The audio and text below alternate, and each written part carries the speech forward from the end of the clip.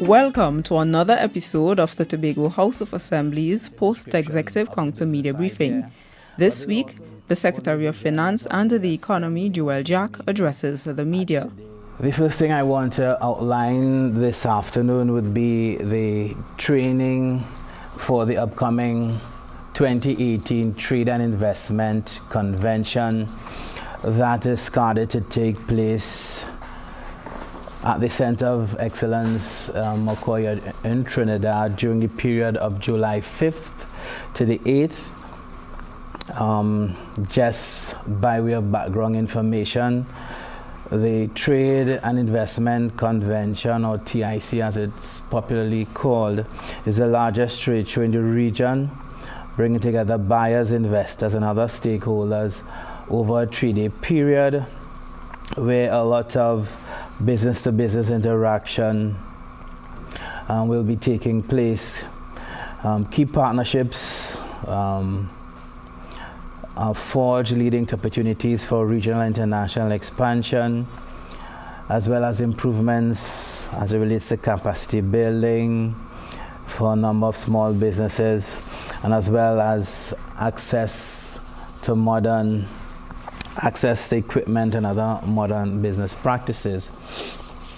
Let me say that in the Tobago context, we are now beginning to reap the fruits of our investment in the Tobago business space, and the division anticipates that 2018 will be no different to previous years and some of the previous successes that we were able to achieve during our participation in the TIC. In 2017, you might recall that the Tobago booth got the top prize of the best booth. But more importantly, in 2017, we saw a number of businesses that would have participated under the Tobago banner. That these businesses secured contracts for regional opportunities for export, and as well, they continued in the tradition of securing a number of distributorships during TIC. So this allowed them to distribute their products at the national level throughout some of the supermarkets. So we are hoping that this will continue this year. And as a lead up to TIC 2018, the division invited a number of prospective participants to be part of a preliminary preparatory pool. And we are convening a series of training sessions and various exercises, all aimed at strengthening their businesses as well as their preparation for success at TIC and beyond. A final list of participants for TIC will be chosen from this pool. The training programs on the topics the entrepreneurs will be exposed to include preparation for trade show success, packaging and labeling, export fundamentals, getting started in the export business, and this is facilitated through Export TT. The financial aspects of entrepreneurship, this will be facilitated by the Bankers Association of Trinidad and Tobago, and the personal development webinar, again facilitated by Export TT. And final important core component will be successful follow-up strategy post the trade convention. Just as a reminder, you might recall one of our participants in the 2016 TIC, Mrs. Anne Williams-Chance of the Calypso Girl Experience. She will be participating in TIC 2018, having won a free booth space as a result of a 2016 participation. And we are in communication with Mrs. Williams-Chance, and we'll continue to support her endeavors during TIC 2018. as well as all the participants from Tobago, as we continue in our efforts to facilitate trade and export of Tobago's products, as we continue to penetrate not just the national market, but continue to seek new international markets for Tobago's products.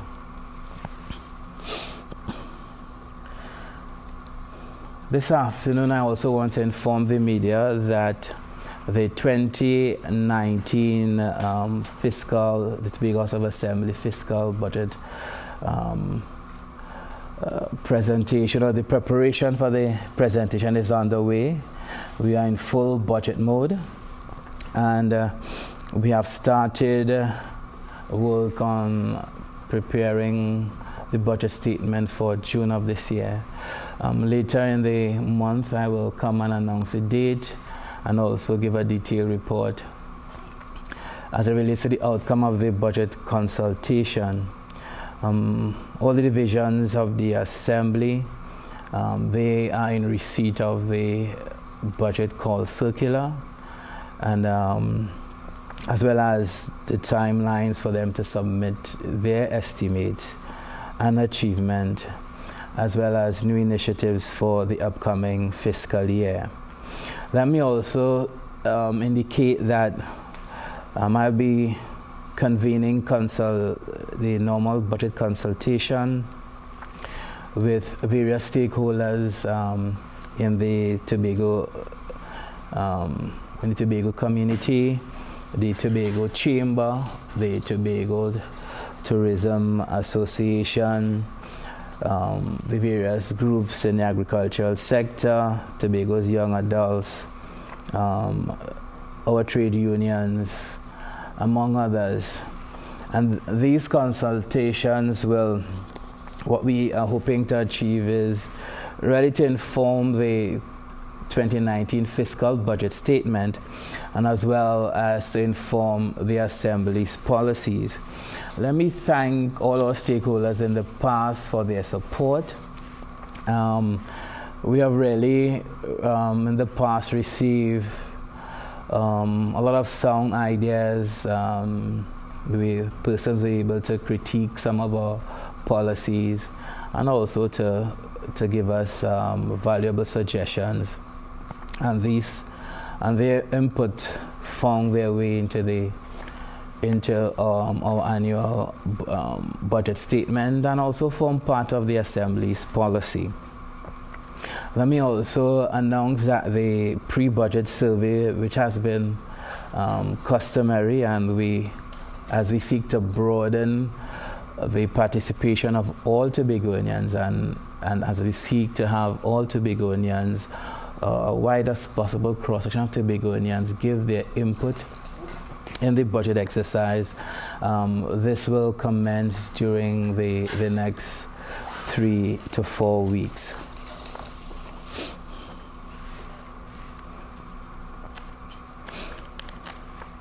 During the period of April 6 to the 22nd, 2018, the Tobago House of Assembly was part of the national delegation that attended the International Monetary Fund and the World Bank annual spring meetings that is usually held in Washington, D.C. As secretary, I represented the Assembly together with Dr. Selvon Hazel, chief economist in the division, and the national delegation included the governor of the central bank, Dr. Alvin Hilaire, the permanent secretary of the Ministry of Finance, Mr. Vishnu Dampal, Mr. Ewart Williams, advisor to the Minister of Finance, and other technocrats in the Ministry of Finance, and as well as the central bank. During that period, we were part of several important meetings. Bilateral meetings were convened with the IMF team ahead of the annual Article 4 consultation. let me say that as has become customary in recent years, this year the IMF Article 4 consultation will again take place in Tobago, and that is scheduled for sometime in June. Let me say I'm excited about it because I've said in the past, as we continue to develop and build capacity within the Assembly, it's important for all the operations of the Assembly to again receive the necessary scrutiny and first operate in accordance with international benchmarks. Our preliminary discussions at the time in Washington centered on the fiscal management of the Assembly's budget processes, ongoing and new development initiatives of the Tobago House of Assembly, as well as developments in key sectors of the Tobago economy, inclusive of the tourism and business sector. And we will be also having a new mission chief during this year's Article 4 consultation. And as I indicated earlier, the Article 4 consultation will be scheduled for June later in this year. We also hosted bilateral meetings with a team from the World Bank. This team is currently undertaking an expenditure review exercise for Trinidad and Tobago. The government of Trinidad and Tobago has sought the necessary technical expertise of the World Bank to assist in examining national expenditure with a view towards identifying strategies towards improving the efficiency of public expenditure in an attempt to reduce wastage and duplication. The expenditure review exercise is expected to be completed later this year in order to assist in informing the national budget. We also took the opportunity to meet with the credit rating agencies, Moody's, Standard & Poor's, and Fitch. At these meetings, we discussed recent economic developments in Trinidad and Tobago and the implications for the country's overall credit rating. The Division of Finance and the Economy is at this time examining the possibility of using bond financing for a number of our development projects here in Tobago. And in this context, the issue of a credit rating, the national credit rating, as well as our own credit rating, is important in this regard. Also, we met with a number of banks, international banks, Deutsche Bank, JP Morgan, as we also explored various options for financing development projects in Trinidad and Tobago. On another note, just to discuss another program hosted by the Division of Finance and the Economy, in an effort to improve and to promote as well as enhance the financial capabilities and skill sets within the Tobago entrepreneurial community, the Division of Finance and the Economy, through the Financial Literacy Secretariat, in collaboration with the Bankers Association of Trinidad and Tobago, or BAT as they are commonly called, and other institutions within the banking fraternity, we hosted a 2-day financial assessment and business development workshop for all Tobago entrepreneurs. We believe that this is an important exercise, and given our vigorous financial education thrust, business persons, they have been identified as an important target group within the division, and by extension the Tobago House of Assembly, as we seek to offer additional support to the business community during these challenging economic times. Therefore, over the next 6 months, the division will work with a number of our partners, including the Bankers Association of Trinidad and Tobago, and other financial and business stakeholders to offer a series of business training sessions aimed at encouraging entrepreneurial growth and sustainability in the Tobago environment.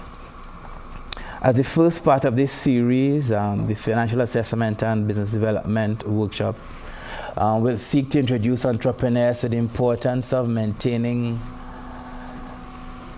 adequate, I would say not even adequate, but good financial records and data keeping in order to improve tracking and monitoring of their financial position and financial performance. This session will also be utilized to identify deficiencies within their business operations, and that may hamper business owners from realizing their true potential. And the relevant training and support will be offered to assist entrepreneurs in this regard. Also to highlight another program under the Division of Finance through the YES program. 45 young Tobagonians recently benefited from the Entrepreneurs of Tomorrow Youth Entrepreneur Workshop hosted by the YES program. Our young participants were challenged to work together in teams to conceptualize a business venture that will satisfy a need on the island. The workshop assisted our young participants in translating those ideas into business plans through coaching, and as well as a step-by-step guide on the fundamentals of constructing a persuasive business plan. At the end of this session, or at the end of the session yesterday, this 7-day workshop, groups were required to present their business plans to a panel of judges, and the judging panel comprised of member of staff of the business development unit, entrepreneur and managing director of the Tobago Media Concepts, Mr. Karen Duke, a business and entrepreneurship teacher at the Bishop's High School, Miss Khalifa Hislop. The judges were very generous in their constructive critique of the presentation, as they provided sound advice on the presentations and as to how they can be strengthened, and as to how our young people, how they can transform just these ideas into sound business activities, and also to build their confidence as we want to encourage them to seek investors and to obtain the necessary funding from the relevant agencies. Groups were not only required to give a comprehensive description of the business idea, but they were also required to provide the audience with information regarding their marketing plans, operational plans, management and organization, startup expenses, and capitalization. Within the upcoming weeks, there'll be additional training, again targeting young people on aspects, how they can refine these business plans for various purposes, such as obtaining a loan and so on. So let me thank the YES program for the pivotal role that they would have played in targeting young people, and let me also thank the Strategic Business Development Unit for also being part of this process, because we recognize the importance of small business as a key driver of economic activity in Tobago, and it's important for us to target young entrepreneurs and to really empower them from early. I always make the reference of the environment, Michael Dell and Bill Gates and Mark Zuckerberg, the environment that they grew up in that would have allowed them to turn their business ideas into billion-dollar business investments today. And so again, let me commend the various units in the Division of Finance for their continued hard work and dedication. Just to inform members as it relates to the committee that was discussed at the end of the meeting between the Tobago House of Assembly and the Chamber a couple months ago, let me say that we are, the Assembly and the Tobago Chamber, we are just exchanging several pieces of correspondence as we seek to work out the terms of reference for the, as it relates to the committee. And the committee is expected to be convened or established shortly. So we're working with the Chamber in that regard. And let me say that we continue to work with the Chamber and to ensure that we provide the enabling environment for businesses on the island to continue to thrive and succeed, even in the midst of this challenging economic period. The second issue I want to just touch on is the announcement by the Minister of Finance yesterday at the in Parliament as it relates to the funding to the Tobago House of Assembly, specifically as it relates to the $100 million that will be issued or allocated to the Assembly tomorrow during the midterm review in Parliament. Let me say that that $100 million is part of the outstanding debt, outstanding payment owing to the Assembly. If you might recall, just to give some background information, you might recall in the last fiscal year we made the second tranche payment to the TRHA workers for their back pay, and we did so without receiving the necessary funding from the Ministry of Finance. So the $100 million, and that total is $140 million, and that payment, that $100 million is a partial payment for that. We took the initiative as we gave the commitment to the employees of the TRHA that we will take care of their back pay, and we held true to our word, and we paid the two tranches, and this $100 million is a reimbursement for that payment.